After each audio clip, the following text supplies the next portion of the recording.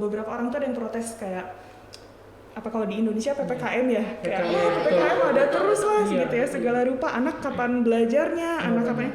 Padahal beberapa anak ada yang malah senang dengan adanya PPKM ini. Mungkin mereka nggak tahu PPKM gitu ya, mungkin gitu. Mereka cuman observasi lingkungannya aja gitu. Oh sekarang nggak sekolah dulu, kita offline dulu sekolahnya, online dulu sekolahnya, sorry. Nah kalau orang tua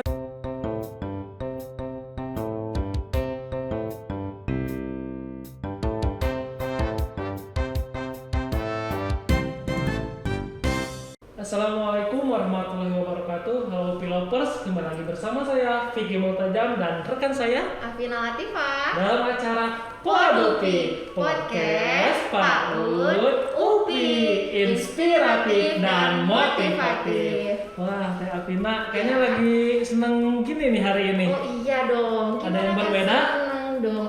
Ketemu sama seseorang yang cantik kita hari ini. Wow, siapa tuh? Siapa nih? Ada Teh Rida Marisa L. Seira MPD MID. Halo Teh. Selamat datang ya. Iya. Terima kasih telah hadir ya di sini. Ya. Memenuhi undangan kami ya meskipun beliau sibuk gitu ya, tapi sudah mau menyempatkan waktunya sama kami di sini ya Teh. Gimana Teh Rida sekarang lagi sibuk apa nih? Biasa aja sih kalau sekarang lebih ke apa ya? Lebih ke menata hati. Menata hati dulu ya. Menata hati mungkin ya. Secantik ini siapa yang mau? Iya. Pasti banyak yang daftar gitu. Banyak yang Banyak daftar antri. justru betul banget. Tahu nggak Teh kalau Teh Rida itu kemarin baru lulus dari NDHU Taiwan loh. Wow, iya. luar Masih biasa. baru kemarin ya Teh. Selamat lah ya, selamat. Teh sekali lagi. Baik, Teh Afina, tentunya kita sekarang akan berbicara mengenai resiliensi anak di masa pandemi COVID dari sudut pandang gender. Nah ini mungkin ya beliau ahlinya gitu ya, karena memang ada penelitian beliau mengenai ini Teh Rida itu. Oke, boleh. Nah Teh Rida, menurut Teh Rida sendiri gitu ya, menurut sudut pandang Teh Rida gitu.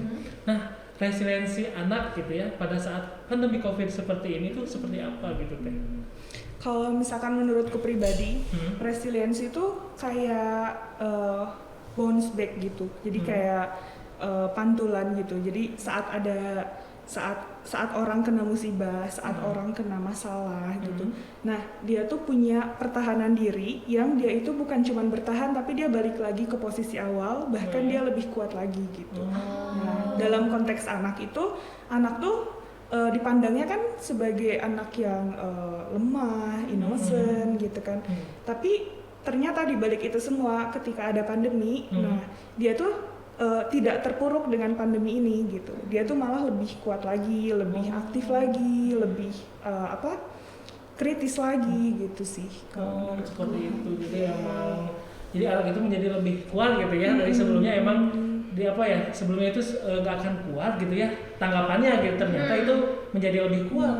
Betul. Ternyata resiliensi itu surviving juga cuma betul. lebih dari itu begitu ya. Ternyata itu ya karena mungkin bagi yang awam ya resiliensi itu mungkin masih agak kurang dengar ya seperti apa. Jadi di sini kita bisa tahu ternyata resiliensi itu seperti itu yang mungkin menurut orang awam seperti surviving gitu ya Teh ya. Ini kata singkatnya ya seperti itu. Nah betul sekali.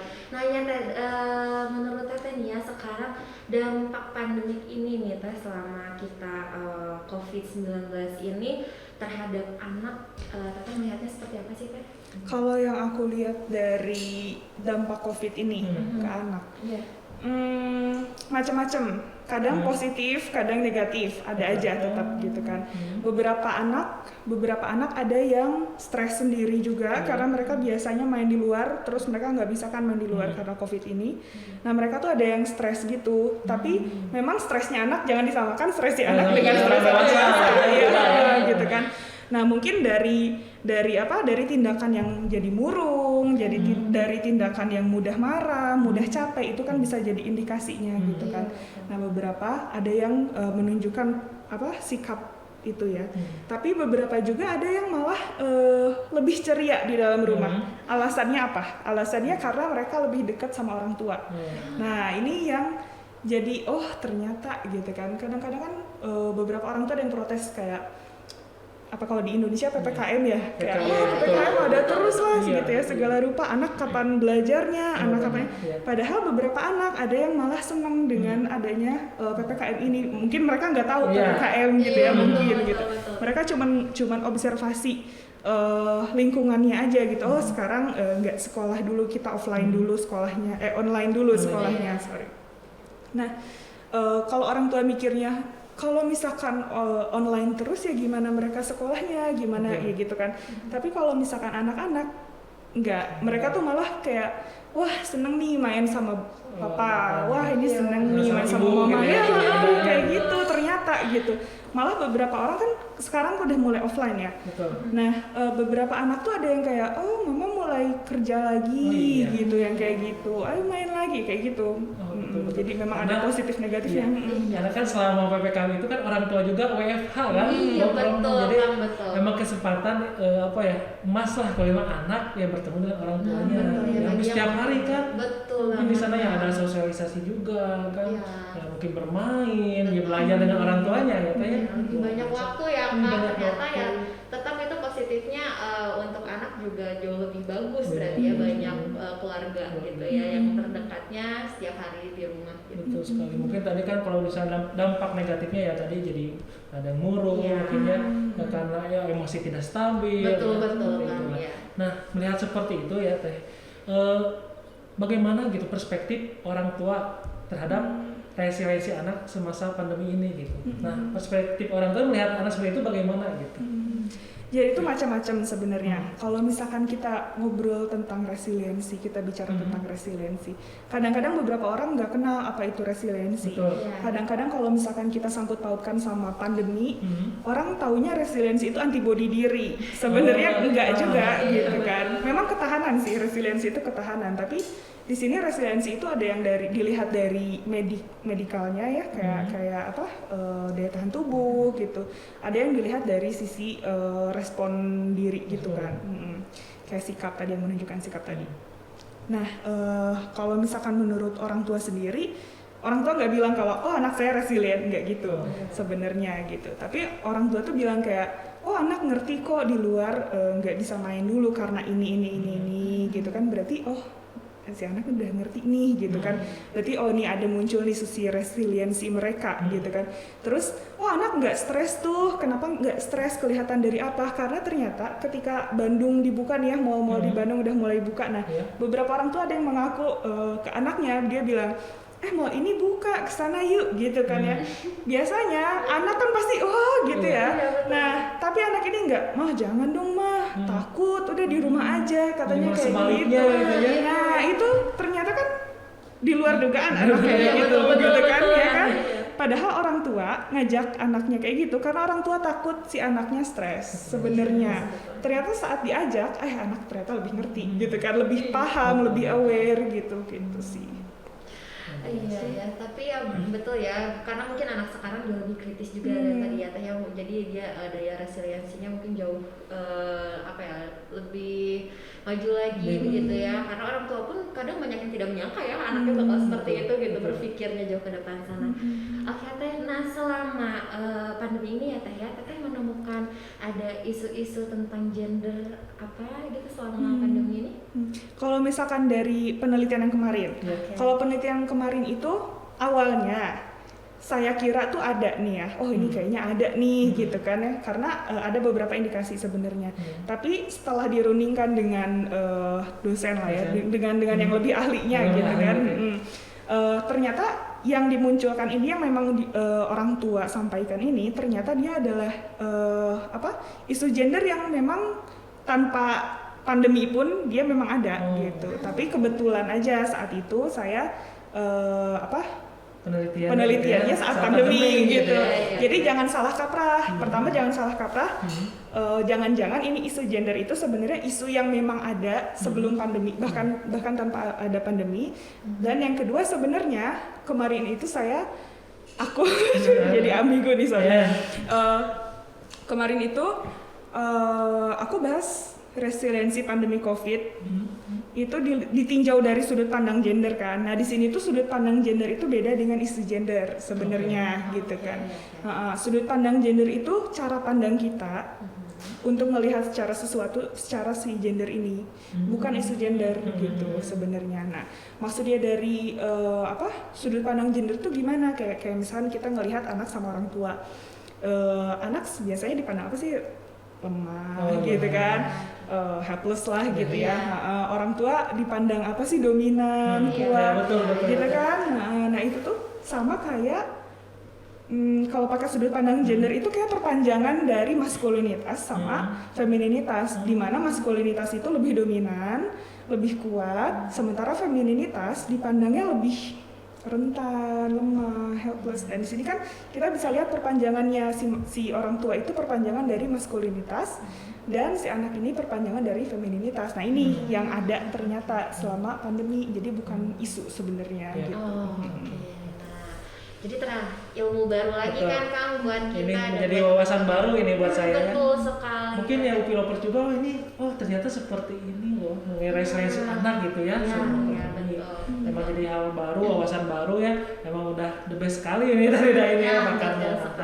Oh iya Teh. Nah perihal tadi ya Teh, melihat tadi juga anak ya emang ada dampak negatif ya, ada yang terkena. Nah mungkin Teh ada kiat-kiat gitu ya, kiat-kiat agar anak itu mampu gitu ya menghadapi pandemi ini gitu. Nah seperti apa Teh kiranya?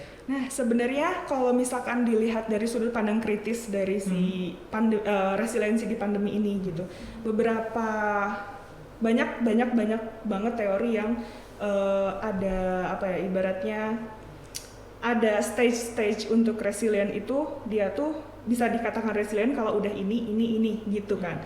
Tapi sebenarnya kalau misalkan dilihat dari sudut pandang kritis, stage itu sebenarnya nggak bisa diterapkan secara umum ke seluruh anak karena setiap anak berbeda gitu kan. Pertama setiap anak berbeda, terus kedua juga sosial budayanya jelas beda, terus juga stage itu dimunculkan di mana gitu kan.